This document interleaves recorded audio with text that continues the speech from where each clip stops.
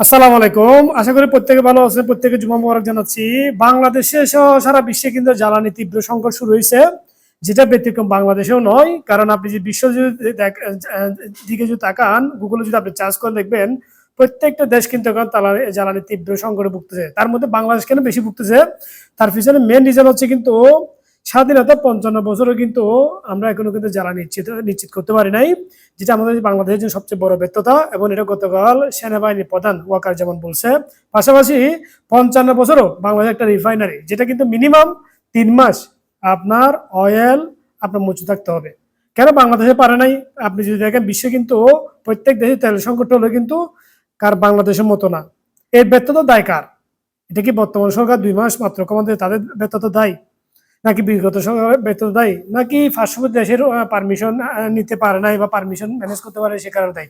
দেখে প্রত্যেকে দেশে কিন্তু প্রত্যেকে লাভের জন্য তাদের পলিসি অ্যাপ্লাই করবে, বাট বাংলাদেশ জায়গায় কিন্তু যেগুলো মানুষের মূল বিষয়, যেগুলো কিন্তু মানুষের খুবই নিট, সেগুলো কিন্তু অবশ্যই বাংলাদেশের সরকারকে কিন্তু স্ট্রিক্ট থাকতে হবে।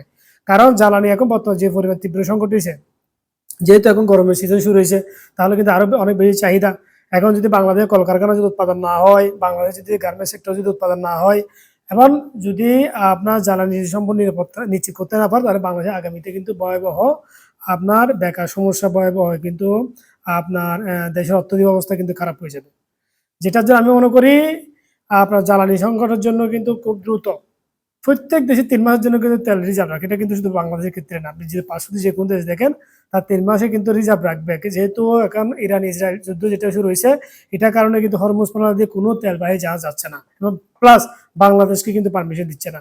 তা আমি মনে করি আগামীতে তেল রিফাইনারির জন্য কিন্তু অবশ্যই বিশাল আকারে কিন্তু তেল শোধনাগার রিজার্ভ করা দরকার, যেটা যে কোনো যুদ্ধে যে কোনো সময় কিন্তু যাতে এটা বাংলাদেশে অন্তত ৩ মাসের তেল রিজার্ভ করতে পারে। এখন দেখেন, বর্তমানে বাংলাদেশের বাচ্চা কাচ্চা যেগুলো এসএসসি পরীক্ষা শুরু, তারা কিন্তু ভালো ঠিক মতো লেখাপড়া করতে পারতেছে না। সো আমি মনে করি, যদি অনেকে বলে না ফেসবুকে এসে বড় বড় লেকচার দিলে হবে না, কারণ সংকটটা কি দেখতে হবে, এটা এই সরকার না, যে কোনো সরকার আসুক, যেহেতু তেলের সংকটটা কোনো সরকার সৃষ্টি করতে চাইবে না। বাংলাদেশে যে পরিমাণ বর্তমান লোডশেডিং হচ্ছে, এটা কোনো ব্যক্তি চাইলে সরাসরি করতে পারবে না। এটা তীব্র সংকট হয়েছে কিন্তু আন্তর্জাতিক কারণে। এবং এই যুদ্ধটা যদি স্থায়ীভাবে চুক্তি হয়, তাহলে এই সংকটটা থাকবে না। তখন কিন্তু বাংলাদেশ সরকারের উচিত হবে যে দ্রুত ১৩০০ টাকার একটা রিজার্ভ করার জন্য, যেটা মিনিমাম ৩ মাস যাতে রিজার্ভ থাকে, এরকম একটা পলিসি নিয়ে অ্যাপ্লাই করে কিন্তু কাজ করতে হবে। তো আমি মনে করি অবশ্যই দেখেন, যেহেতু এখানে এই সরকার না, এটা যদি যে কোনো সরকার হোক, অবশ্যই কিন্তু এই পরিস্থিতি থাকলে আপনি কিছু করার নাই। তখন কিন্তু চেষ্টা করতে হবে সবাই মিলে, কিভাবে আসলে লোডশেডিং কমানো যায়, কিভাবে আসলে দেশটাকে সুন্দর করে এগিয়ে নেওয়া যায়, এটাই কিন্তু চিন্তা ভাবনা করবেন। সবাই ভালো থাকবেন। সালাম আলাইকুম।